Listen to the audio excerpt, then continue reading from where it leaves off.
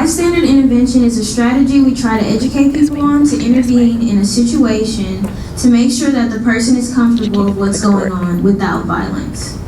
Distraction, for example. Ask someone if they're, want to go take a selfie in better lighting in a corner. The whole point is just to get them out of the situation. Most important is, if you can't just intervene, just call the police. We also talk about what consent is. Consent is a topic that plays a major role in sexual violence. It's more than no means no and yes means yes. For example, you can say yes when you cannot say yes when you're intoxicated, and if you do say yes, it doesn't mean yes 5 minutes later. We also came up with a cool thing called MOVES, which means M is for mutual, O is for ongoing, V is for verbal, E is for enthusiastic, and S is for sober. And without those things, you cannot consent.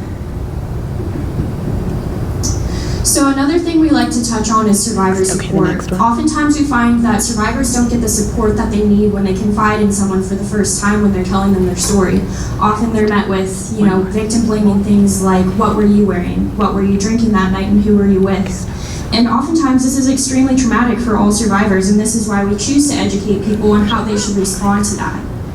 One of the activities we do that goes along with this is called Survivor Love Letter, and it's where you write an anonymous or survivor-specific letter, and you just say, I believe you, I'm here for you, and what you did, what happened to you wasn't your fault. And it's basically just a way to spread the positivity. Not only that, it's a way for school students to get involved and to get the topic of conversation started.